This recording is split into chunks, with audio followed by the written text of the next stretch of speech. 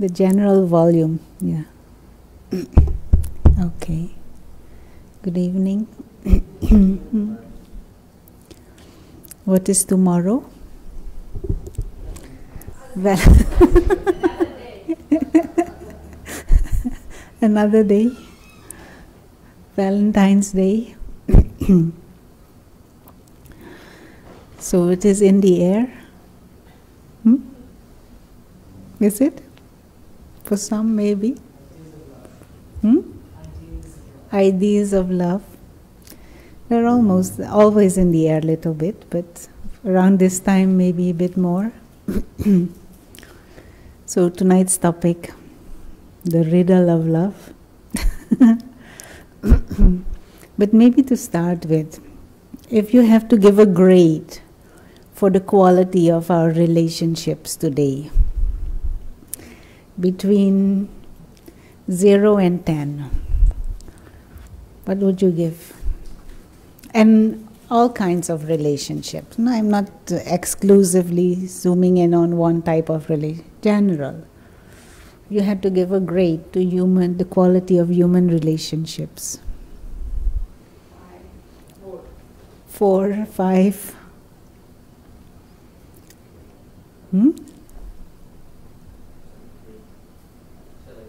Around 3, 1.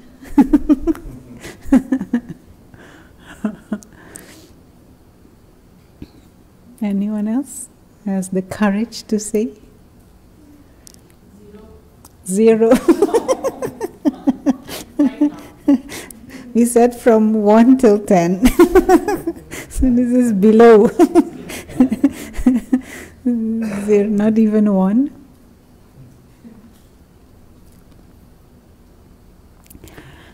But nobody said 10. No one said 9. No one said 8. No one said 7. No one said 6 even. But it is an indication that the problem is big, isn't it? And that although we have lots of ideas of love, and we have lots of love songs, and we have lots of stories on love and films on love, something is not completely there. And the problem is quite big. If there is not even one who said 8 or 9 or 10. No. And when there is outrageous problem, what does it need?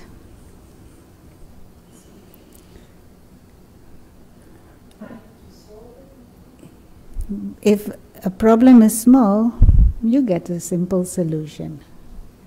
The problem is a bit bigger, you need a more forceful solution. If the problem is outrageous, you need a radical solution. No? So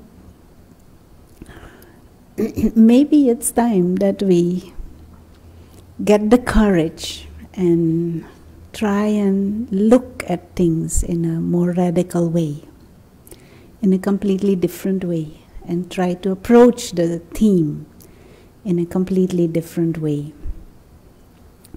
But first, there is this example that we often give when we talk on this topic of love and relationship. And it is a bit, in psychology, it's a bit famous example, but I observed it with my aunt. I had an aunt, her name was Fia, and she had a dog, a big dog. And that dog was with her always, wherever she goes. So even if husband is there, dog is also there. All the time. And when she goes for the groceries and the dog can't go with her, the dog sits in front of the door, staring at the door until Auntie gets back. If she goes to the bathroom, dog sits in front of the bathroom. And this dog was huge. It was not like a small puppy. It was like a big dog like this.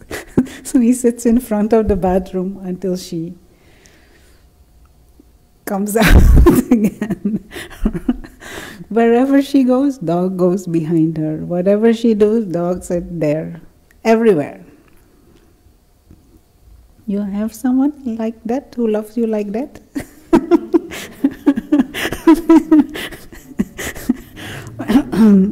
So this dog, one time she went on a vacation, holiday, and the dog did not go with her. She stopped traveling because of the fact that she couldn't take the dog with her. But there was a time when she was traveling. So all the time, dog is restless. And he needs something. She's not there. So he carries her shoe around, everywhere.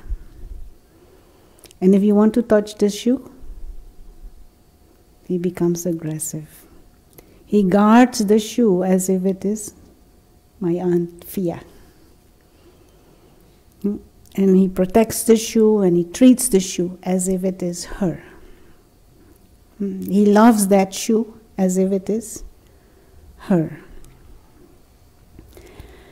They call this phenomena displaced attachment in psychology. Displaced attachment. He loves Aunt, but Aunt is not there, so he loves the shoe. And he treats the shoe as Auntie. You recognize this phenomena?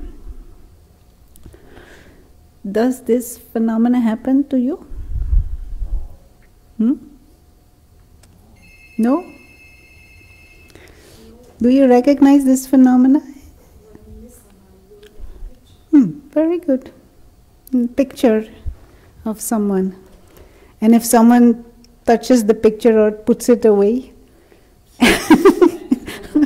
we get annoyed and we feel they ill-treated our loved one.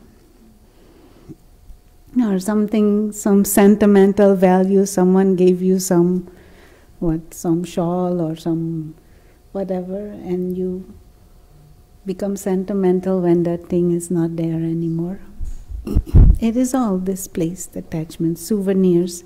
Someone one time told me that when he goes to travel, he sprays his aftershave on the pillow, so that his girlfriend will smell. Displaced attachment. Now, does this happen in New York City? You treat a ring like it is somebody? Maybe. But this phenomenon may be far greater than it even appears. No, we do not realize and recognize it. And so maybe we can explore a little bit. A spiritual model. What is the spiritual model to approach life and to explain life in a bit different way? And I'll make a sketch to see to kind of get a better grasp. What would be the spiritual model of love? And what is there that tricks us into this displaced attachment?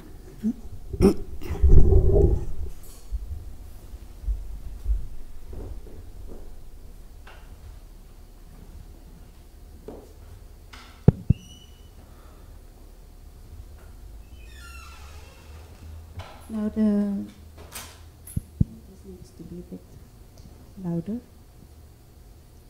The spiritual model says all of us are spiritual beings. We are souls, non-visible, invisible. We use this image of a star to kind of indicate the being. And so I'll use this image. Being of light, being of consciousness. All of us are souls.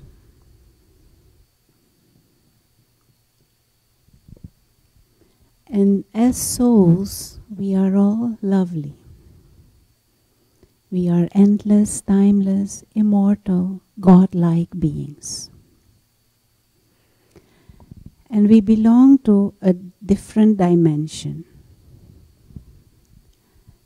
the spiritual dimension, a non-physical dimension. And you could call this dimension the home of souls. And amongst us, there is an eternal bond, eternal relationship, an eternal connection of love, of friendship, of brotherhood. We exist as a family. We exist as beings of light, as beings of peace, as beings of love, as beings with higher divine potential. And there is a deep feeling of love, deep feeling of friendship. And it is eternal and immortal. Everyone is immortal. This is the spiritual model. Everyone is like this innately. And that love is clean. Why is it clean? When is love or when is interaction, when is a relationship clean? When you have no fear, when you have no expectation, when you don't need anything, when you don't need anything from the, you don't want anything. You just be. You're not in that relationship to want or to take or to expect. Then it is clean. So here these beings are full, are complete, are whole. And they don't need anyone to exist. They exist forever. Now, who are they? Souls. And who are souls? Us. Truly, innately. And there is that deep sense of appreciation, love, respect, naturally. Friendship, forever, secure. Now, from this other dimension, souls enter into the physical dimension. And in the physical dimension, there is matter. And one of the things that is there is a body. The first thing we encounter in the physical world is a body. And one way to describe it is the soul takes a vehicle. So the driver is the soul, the being of consciousness, and this is like a car. So nothing wrong. You get in the car and you go and drive around a little bit. Some sightseeing. Nothing wrong with that. And there are other cars also. Mita, you like the idea of cars?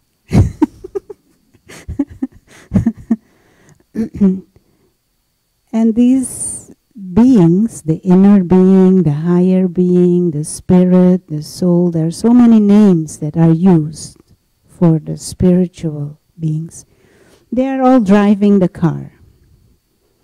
And we interact, but you know, your real friend is the driver, not the car.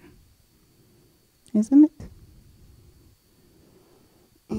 The problem is once we are in the physical dimension, you can all see, once we're in the physical dimension for a long time, we can't see the soul. No, we cannot see the soul. What we see is, you see the car. So your friend is invisible. Your brother, the one that you dearly love, is invisible. What you see is the eyes and the nose and the mouth and the hair and whatever, the brand of the car. All of that is visible, but you can't see the friend. It's like a car with dark glasses. You know, they drive around, but you know there is a driver inside. There is someone who is making that car move, even if you can't see the person, but you know there is someone who is making that thing move. So same way here. But after a while it gets even further down the line, we even forget that there is a driver. Our attention becomes totally focused on the body. And we forget the driver. And we think the body is the person. And so our love gets transferred from soul to soul. It gets transferred to the body, body to body. And after a while, we even live in a world where we outright deny the existence of the soul, the inner being, the real being. Now, the love that is there, the eternal bond that is there amongst the beings of consciousness, when it gets transferred to the body, what happens?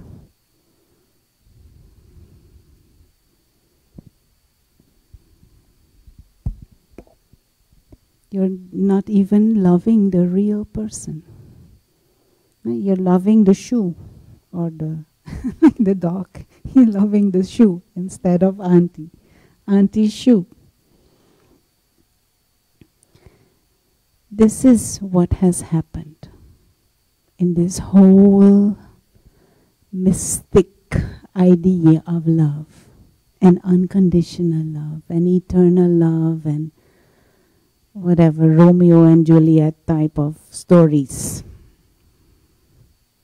We don't even, many times, we don't even know the real person anymore. We get body and in the bodily personality instead of the one behind. You can see this? That this is what is happening. Now, we cross this line of clarity somewhere. Not because coming here and driving around is not a problem. Coming here, playing the roles is not a problem as long as we don't forget, as long as we don't lose the sight of the real person. And we bring that relationship, that bond, that deeper connection of souls with us. Then the quality of what we do here is of a different nature. But we forget all of this. We move away from it. And you remember what made that love clean? No expectations, no needs, no desires. Now it becomes a different thing. If my love is directed to a bodily being, what happens? Yeah, but this is not eternal. The car is not eternal. So it can end. Not it can, it will end. And this word end, what does it create in our mind? Even before we get there. Yeah, insecure. It makes you insecure. Because I truly love, but that object of my love, person or even thing, that can make me insecure. because it will end. And even if it is not necessarily the body, they can change their mind even. So the moment we get into this mode of feeling, I am a body, I can end, there is insecurity. So then there is the feeling, I need you to make me feel secure. Can you see that? How that happens? I become insecure, so I need you to make me feel secure. And what does the other think? The same. I am insecure, I need you to make me feel secure. Now two people insecure, what will happen?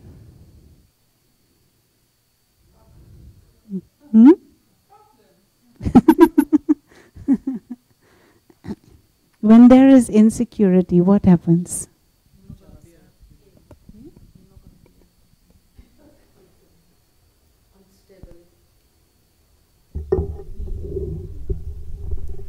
We become needy. What else? Jealous. Very good. That is one definite thing that easily comes. Once I become insecure, I become easily jealous. Attached. You become attached. You become dependent.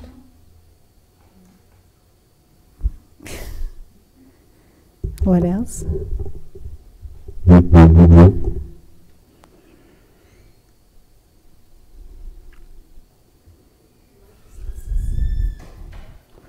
Love becomes conditional. If I'm insecure, I can love when you make me feel secure. But when there is something that makes me feel insecure, my love diminishes. That is what happens. Once we are insecure, we can compromise our values and our feelings. You want to say anything at this moment? It becomes conditional, yeah. Moment it becomes moment we enter into this limited feeling of self, it changes the whole game. And we can't feel that clean, unconditional love anymore, because it gets directed to things that end. And that insecurity doesn't allow us to truly love in a clean way, but also not in an unconditional way, which is what we long for in relationship. And then instead of loving, we get attached. And what does attachment do? Makes you dependent. What else? Your expectations become bigger. What else?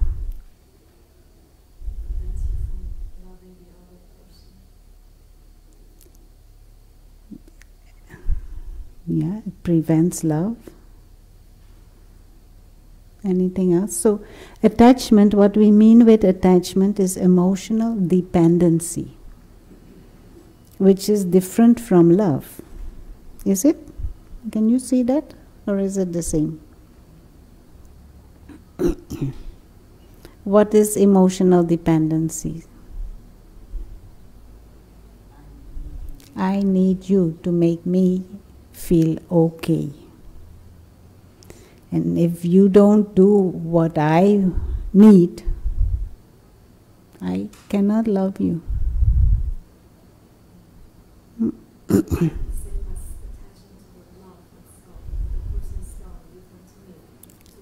Yeah, exactly. Yeah. That clean love, that love of a deeper friendship, that love of a knowing that every soul is immortal, that we always exist as a family. There's no insecurity.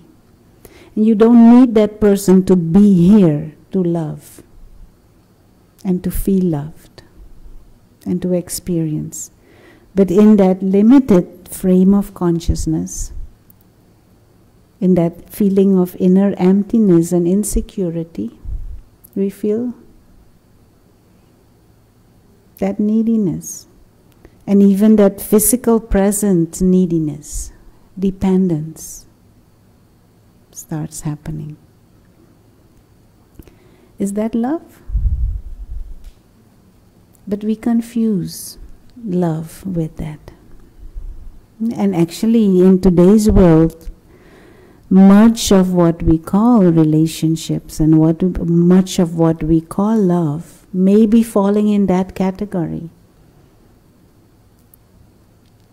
And once there is that insecurity and that attachment, everything becomes conditional.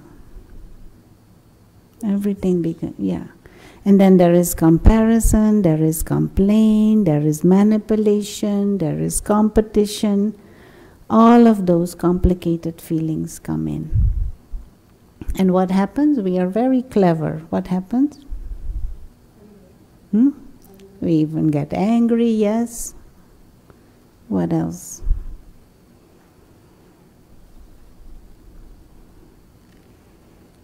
We begin to think it is normal.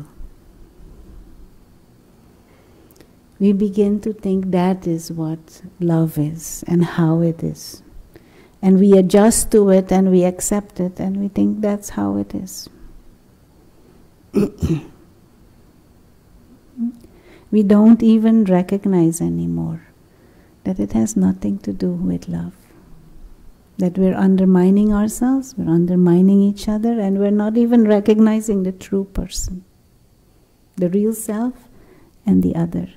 And we are stuck with this internal noise of insecurity, and we're stuck with that feeling of neediness all the time. So, can we change that? Self-love. I don't think self-love is really the first thing. Maybe first is, recognize true self, self-knowledge. Come back in that awareness of soul. Come back in that awareness of wholesomeness. More attachments, more attachment is more disappointment, but even the possibility of disappointment, even if there's no disappointment, but the possibility of disappointment already makes us weak and suffer, make us feel insecure. Now, can we come back to that awareness of driver, and this is the car, and the feeling of all our drivers, and we are eternally brothers, friends, a family traveling together, souls. And the inner being doesn't need anyone to exist. Our potential to love is huge, but we block it by getting into attachments and dependencies. Our potential to experience love is immense, but we block it by this phenomena of displaced attachment. And to come back to truly recognize the real self and the real others. That is the beautiful spiritual journey.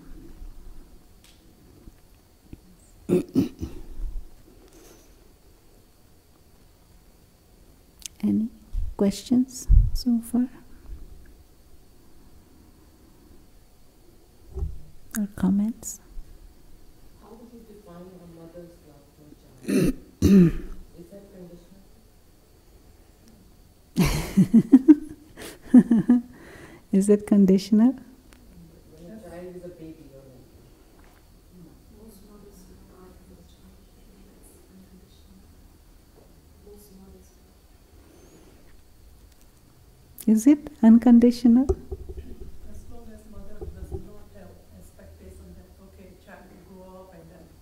Does mother have no expectation? Does mother have no needs? And I'm not talking maybe of ancient times and before, but at present, what is the condition of relationships at this moment in time? Mothers expect the child to succeed or else Yeah. they're kicked out of the family. Yeah, or the other way around. No, I have also seen mothers who keep children dependent. No, they or even expect and demand certain things. There was one friend, no, living with mother, 46 years old. He can't do anything. Doesn't even go to work because mother doesn't stimulate that at all. And whenever he wants to go out, mother will say, but then I am alone. I can't be alone. Don't go anywhere. I love you so much.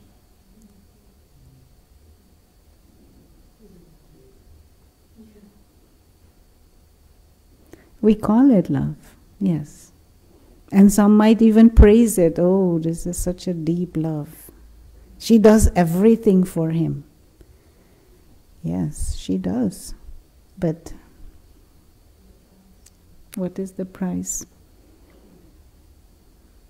Understand what I'm trying to say? So, yes, there is a pure form of love.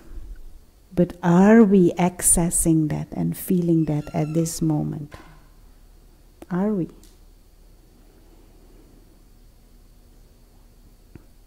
Now, how to access that again and heal that heart? And this clean love, that soul-conscious love, also is a love that is unlimited. It is not limited to one person. It is a love that is for everyone. Yes, you are in front, so we spend time, we make time, and we share. But if you are not in front and someone else is in front, I also feel that love. And we feel that love for everyone. Now there is this nice slogan, think globally, but you act locally. So there is the feeling of this universal brotherhood with everyone. Not just my country, my culture, my people, my community, or my family. There is a feeling of brotherhood for all. Down so fast because they feel insecure. Exactly. They talk badly about others because they feel Yeah.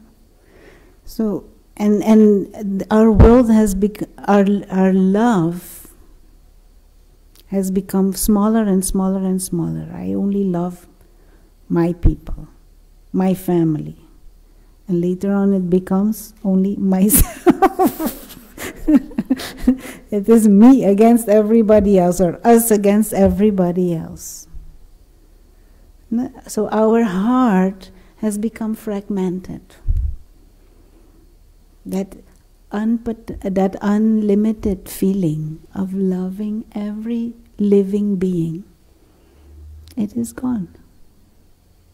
Because we have made ourselves insecure through that displaced attachment. We have started confusing the person for the shoe or for the car. car, vehicle. Don't even see the real self and the real other. And so, method to heal this is to get back that sight, that spiritual sight. To understand, okay, this is the car, but there's a driver. To remind ourselves that there is this divine being, the real self, and everyone else is also a divine being. Regardless of the role that they play, or the actions that are performed, or the vehicle that is there, behind there is a divine being. And to first practice that for the self, come back in that space of eternity, immortality, secure. And once you're in a space of being secure, once there is, how do you feel when there are no needs, when you don't need anything? Free, content, happy. In that space, you enjoy your own mind. You enjoy your own company. This is what happens today in the world, no? One reason why people get addicted to things is because they run away from their own company. Addicted to watching television, they can't handle their own mind. We do not enjoy our own company, our own mind. So we watch television, we watch everyone else's Facebook. Get all the time social media. And yeah. But distracted away from my own inner world.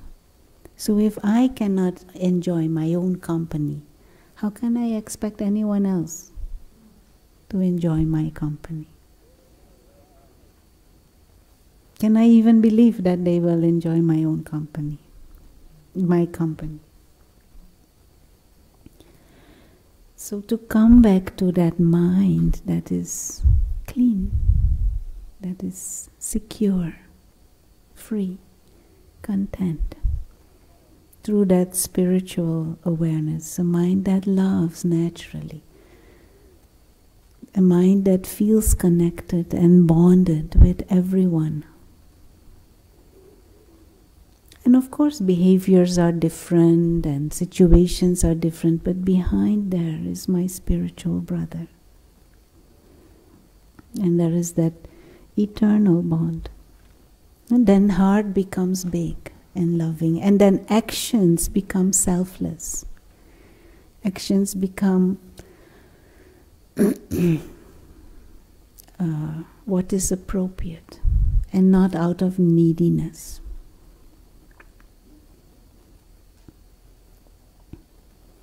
And if I feel I need, and if I feel I am empty, and I need you to make me feel full, I'm in a weaker position. I'm in a vulnerable position. But the other person also feels, I am empty. I need you.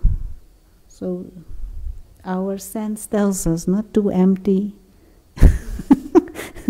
too empty. Two empty cans make just a lot of noise, no? But they can't fill each other. And I'm not talking about couple relationships, any relationships. We have to check ourselves. Because the beauty of the relationship can only be when we infuse it with that higher consciousness. It becomes clean. And this is why you see sometimes, no, not sometimes, many times, relationships and even friendships or intimate relationships, they start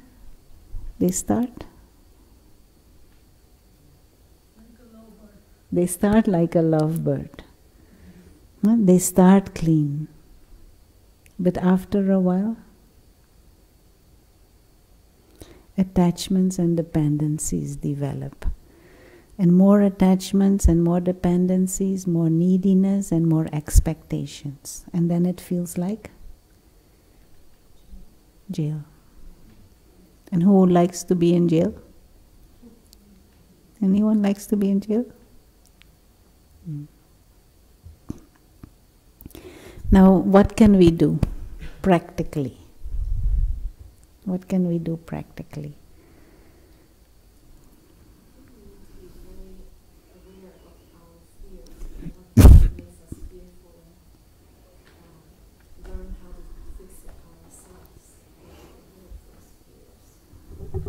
So how to get rid of those fears? Why am I jealous? Because I don't feel good about myself.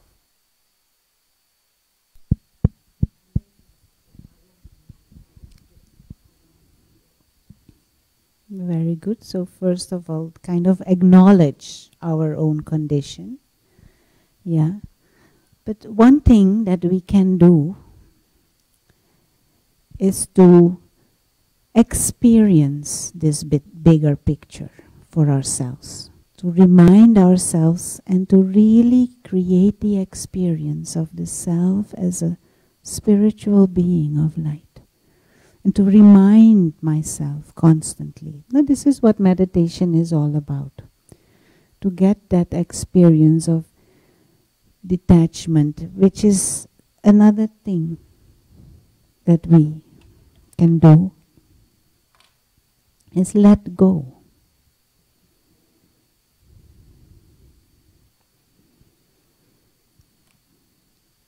All these belief systems of I need and I desire and I am empty and I just let go. And what you'll discover is the beauty of your own being. Don't keep feeding these attachments all the time. Not, to give a simple example,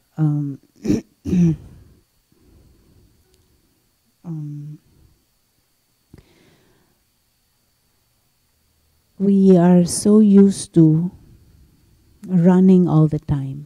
No, we're all the time running to work, running to this, running to next project, running here, running there, running. We hardly have time to sleep. We all the time so much busy, busy, busy. Now, if one day you take time to do nothing, if one day you just take time to be with yourself, if one day you just take time to discover the real internal interests, just let go of patterns and routines and see what happens. So meditation, oh, you find your own company. Find out your own company, then you will get what she's talking about. You will discover where your weaknesses are, but also where your strengths are. Because we run away from that all the time. We never do that. Discover the real self. Meditation is another part to experience soul consciousness. There is this story of a buffalo, a boy and a buffalo.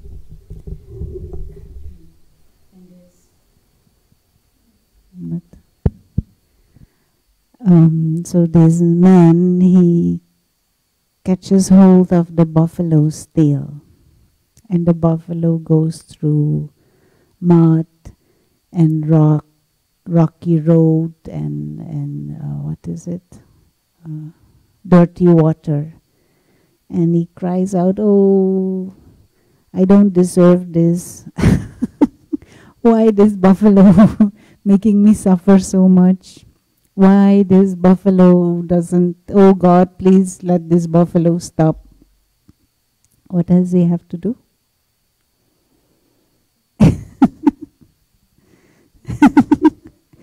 Just let go of the tail, no? So in this case, what is the tail? The attachment to this, identification with this, and with anything physical. We get so attached to it, so identified with it, and we suffer because of it. But we can just come back to just being the driver. Understand very distinct driver and the car. And love is from the driver for the driver, not car to car.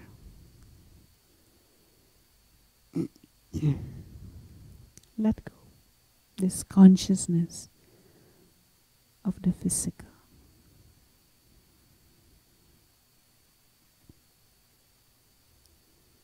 You want to say anything?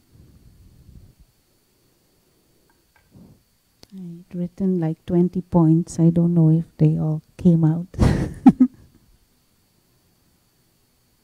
Anyone want to say anything?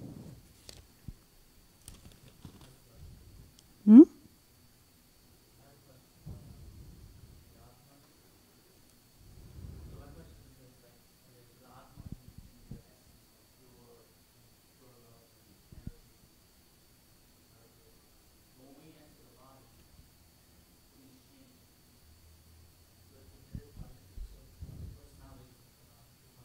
Hmm.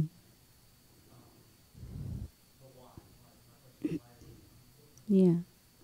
Yeah. Yeah. It is what we initially said, no?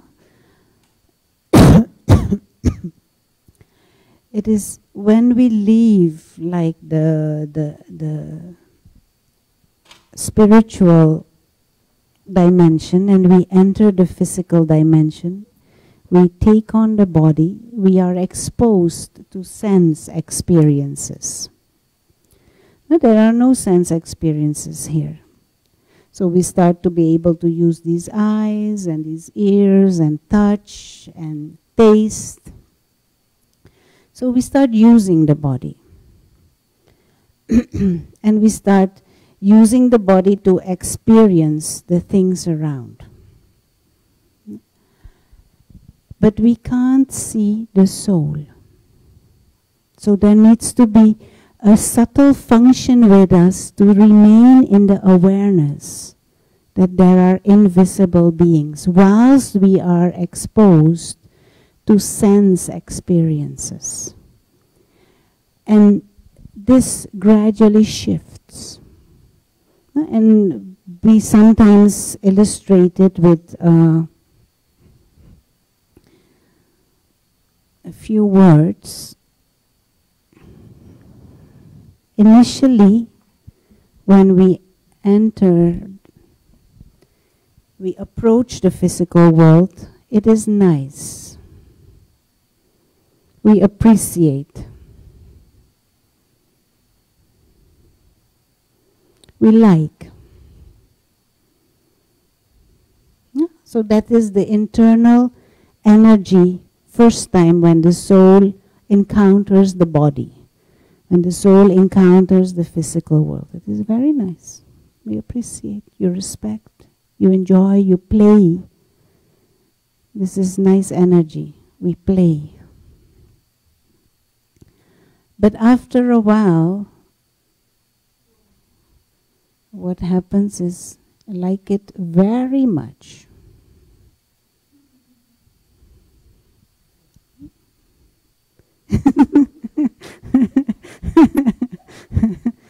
And then this fades into the background. We are exposed to the physical for such a long time.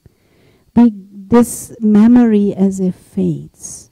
And the sense experiences come more to the foreground in our mind. And we begin to like it very much. And then we cross that line. I want.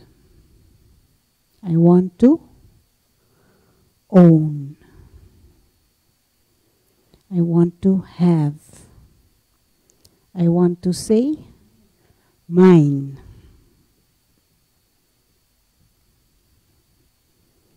And this is where we lose that emotional independence and freedom.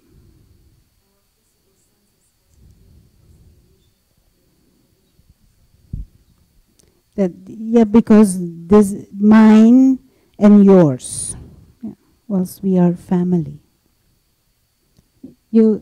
I'm simplifying this process, but this is what gradually happens over time with souls. Yeah, moment we get into I want to own, I want to say mine, and then further on we say I need, I can't be without, I will die if I don't have, I cannot exist without. And we start to completely identify. We completely lose this. Yeah? And we do this with our own body. We do this with things and objects, with position. We do this with other people too. And it becomes like a complete trap. And then we call it love. And actually, no, if you truly listen to all these love songs and these love stories, it's not that love they're talking about, it's all these other complications. the complaint and the sorrow and the manipulation and the pain and the heartache. But we call it love. Exactly. Exactly. I'm trying to make it light, but it is we said in the beginning, no? An outrageous problem needs a radical solution. So what spirituality is offering is a radically different perspective and a radically different positioning. But we might be needing that. Because isn't it shameful that people who love each other beat each other, kill each other? What do we call it? Passion crime. Or what are the crimes of passion? What madness have we gone into? And we kind of adjust to it, and it becomes normalized. What madness.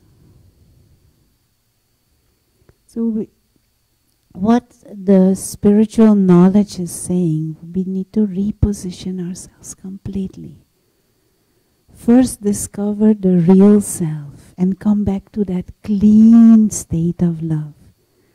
And learn to appreciate and enjoy your own company. And then give company to others. Instead of getting trapped in these attachments and these insecurities, the moment we start needing, we spoil things.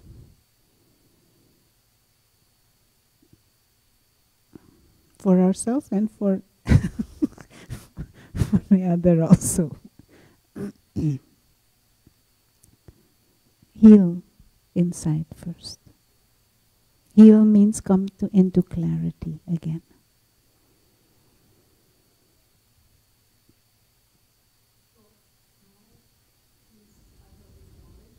Mm.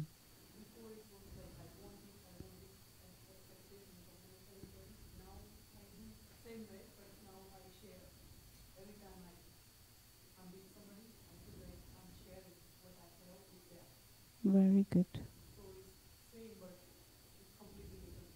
Yeah. Very good.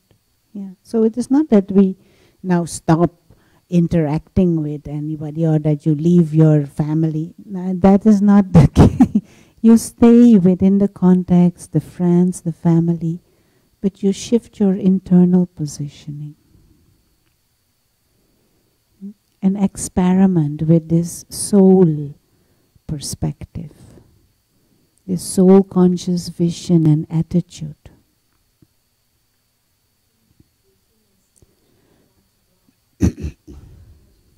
Yeah, yeah.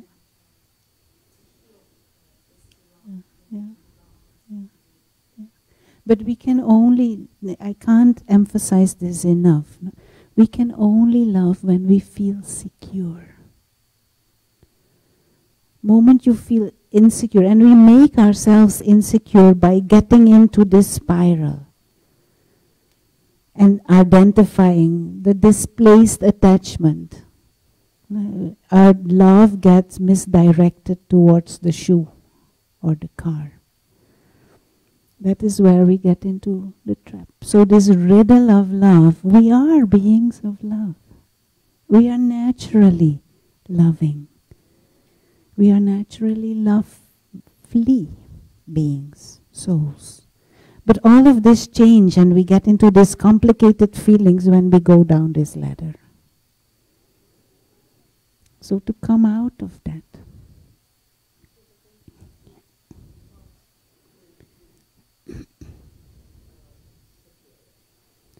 The constructive thought, well, one basic thought is the real self is a spiritual being, eternal, immortal, innately divine. This is the car. We are visitors here. We are invisible travelers, beautiful beings. We belong originally here, and this is just a temporary stage. Yeah. We belong to God. God is like the supreme soul. Belong with God eternally. That is the eternal reality. We're just temporarily here, traveling. And there was a time when here we were okay. But after a while we got distracted and lost. So it may be time to go back, restore that original awareness. And once we remove these attachments and these limiting belief systems, we will find that we are naturally loving.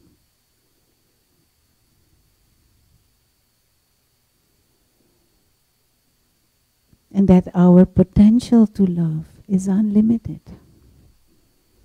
And it doesn't need to be restricted to 1 or 2 or 3 people. Not even just my community or my culture or my... no. Everyone. Including the animal kingdom, including the matter and nature and the element kingdom.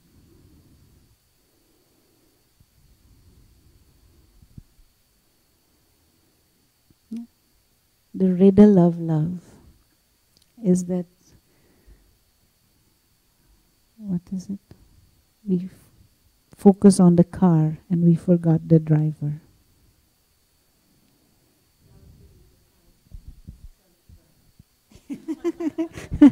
That is true. But even there is someone who is making that car and programming that car. It is not the car just by itself. Whether the driver is in the car or somewhere at a distance programming it, there is someone who is making that car drive. Yeah. But very good. That will maybe even make it easier for us to understand that the soul can exist regardless of the condition of the body.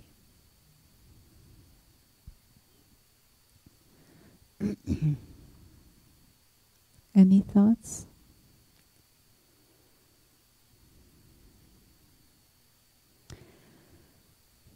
Okay, so again, meditation is one practical step. Proper, accurate meditation on a daily basis to remind yourself. Second, what was the second thing? Let go. Every time when you feel I desperately need, remind yourself, I am here as a guest, soul. I don't need anything to exist forever. I appreciate. Respect. I can play, I can interact, but I don't need.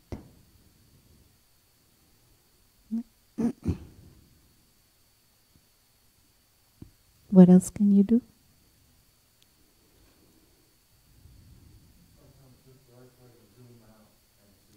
Yeah, very good.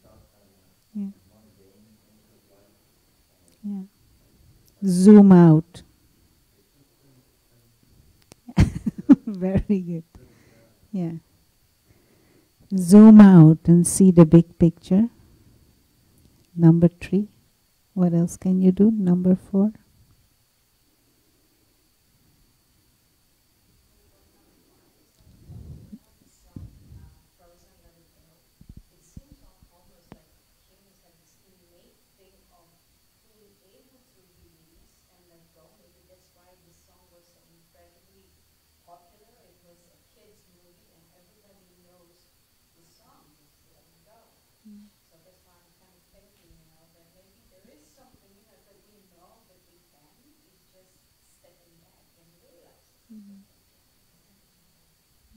No, very good.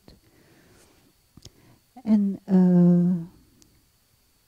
fourth thing that you can do, which is connected with the others, is learn to emerge that mind that is free. Not through your practice of meditation, through your zooming out, and discover the beauty of you. Learn to enjoy your own company, because that will reinforce that feeling of independence, but also it will reinforce your sense of worthiness.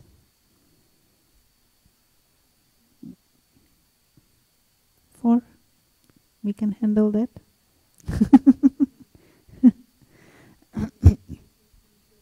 Yes, see everyone as a spiritual being, a soul. That is number 5. No, this is cars. We are seeing cars. And all the cars are different. That's fine. You appreciate the car. But you know, my friend, my brother, is the invisible driver. The living being is the soul.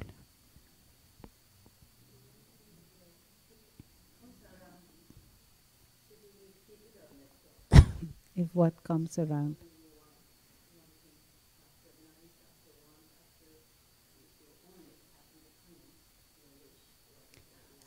That's fine, but still don't get into the trap of it.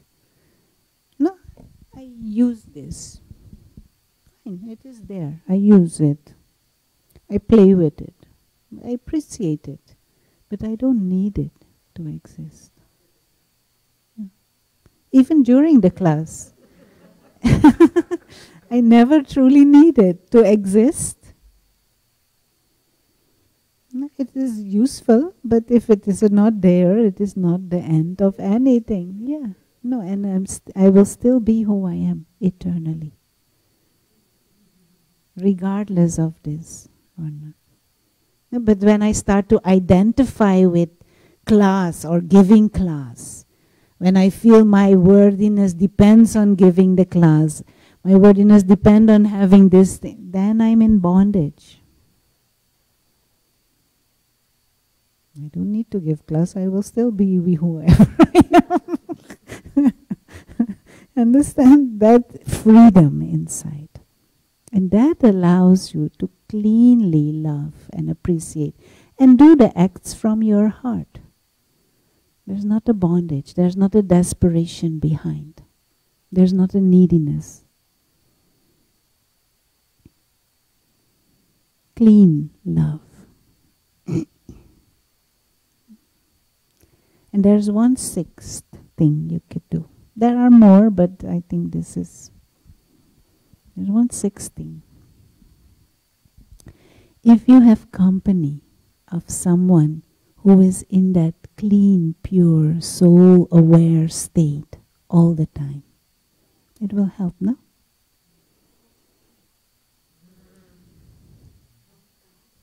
Yeah. There is one who is always in that clean, pure, clear state, ocean of love, ocean of knowledge, ocean of peace. That is the one who is remembered as God or Allah or Shiva or Jehovah, so many names, the Supreme Soul. But like us, that being is also invisible. So you need the power of your mind to tune in and experience that company.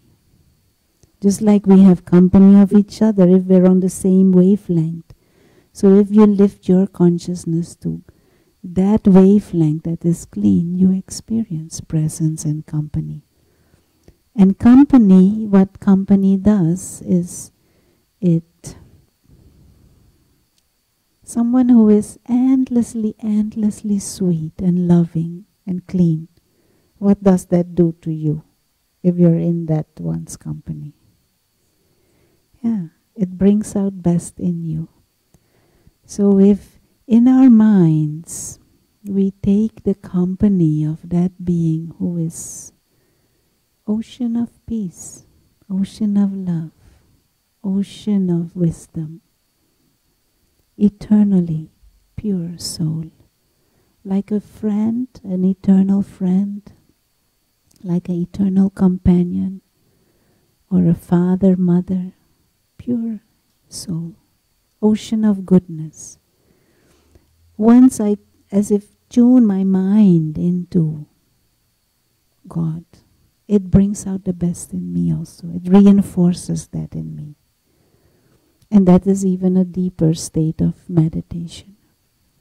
Or you can do that in a deeper state of meditation. Not only in meditation, but also in meditation. So first step is aware of the true self, emerging that in non-physical awareness of self as a soul, and then the Supreme Soul as a companion, invisible companion.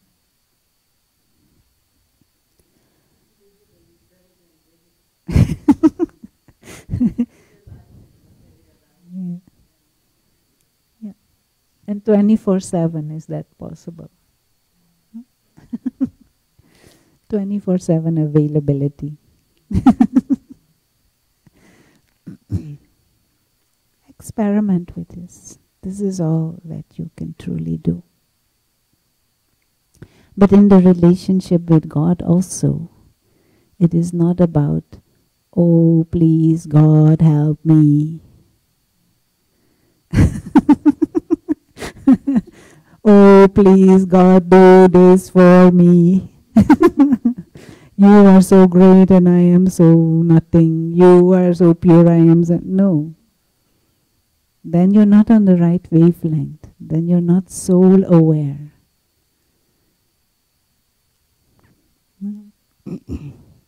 It is a relationship of respect and love.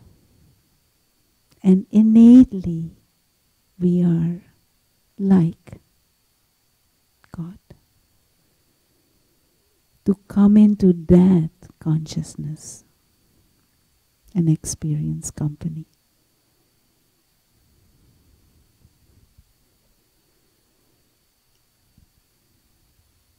And then what you experience reinforces your nature. And you will feel that for everyone, ultimately. The drivers, and you won't confuse them with the car. Any final thoughts? Anyone? I know time flies.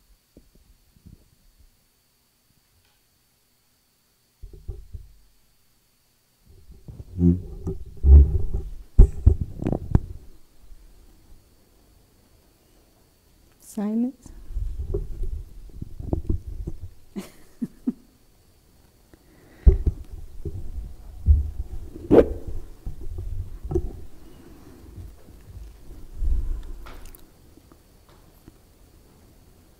No one wants to say anything? I think they're all trying to absorb. Quieter, it's good. You want to digest.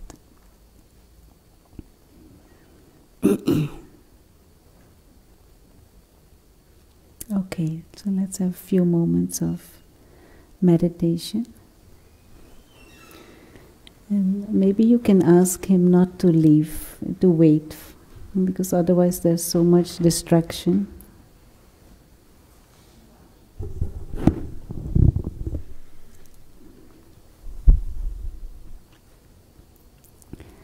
So for a few moments,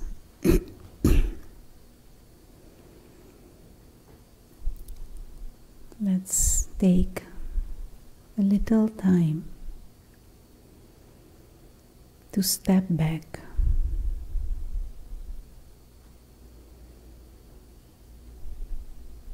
and we remind ourselves that this body is a precious vehicle,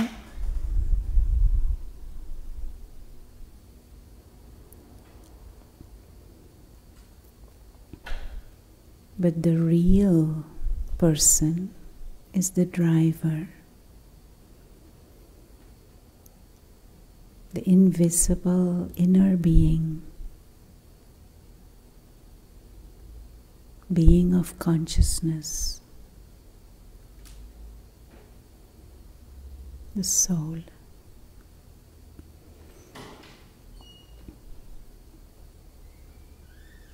And we can understand this inner being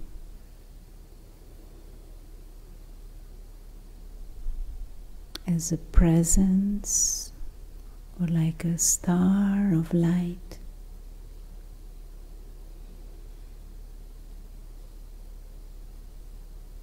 Invisible driver who is immortal.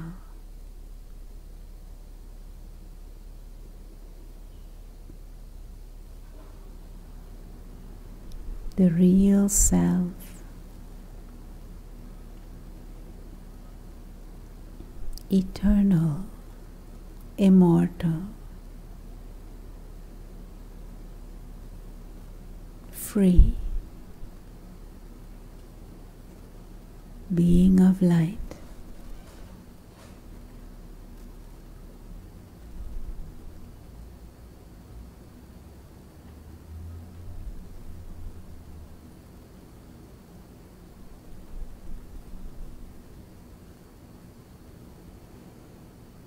And although there is the whole physical dimension all around, at the center of existence is this tiny, living, conscious, immortal, eternally free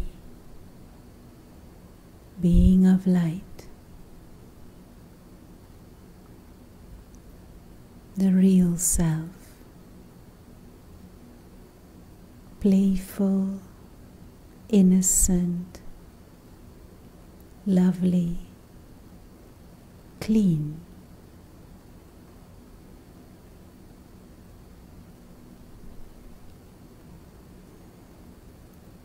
need nothing to exist.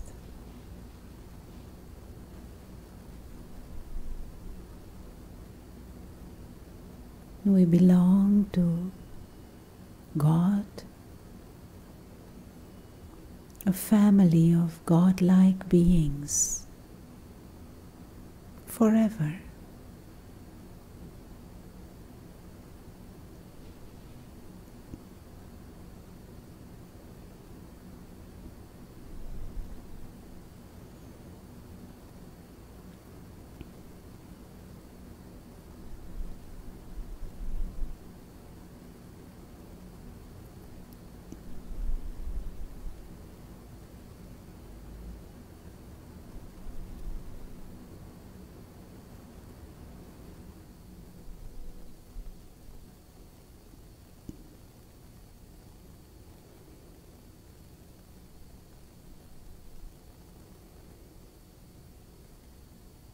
And I just allow myself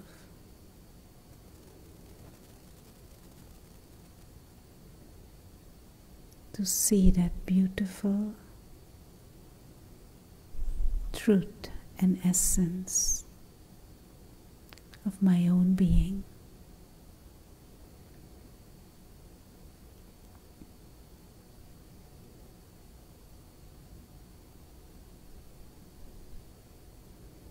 Silent, peaceful,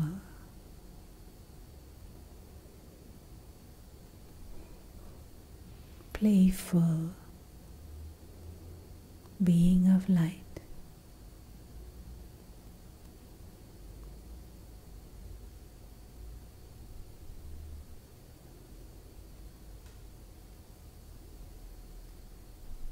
And everyone else is also that.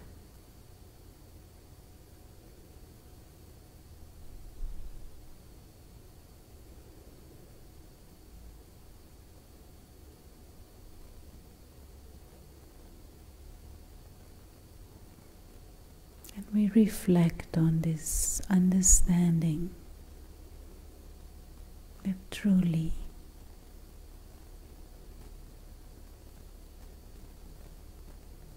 the soul is eternally secure.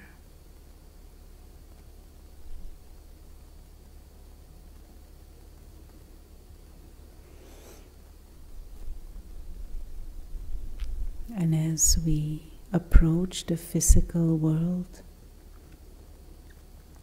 we use this body, this physical costume, with appreciation to play the part in the drama of life.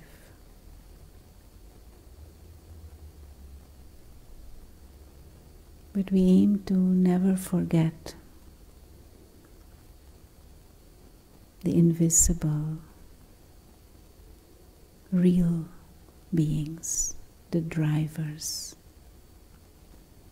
behind the part.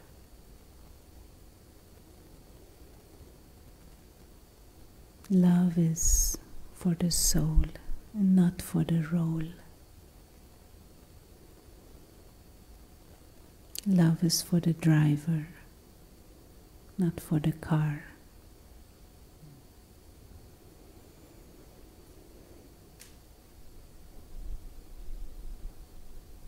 Om Shanti.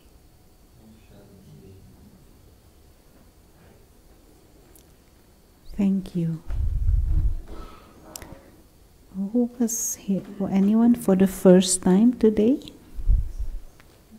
Okay, well, special welcome. You little bit fell into the deep because it was a bit intense, but most welcome. If you want to receive our programs, you can leave your email on the desk, and the sisters will share some sweet with all of you. Thanks for joining us, and maybe see you again.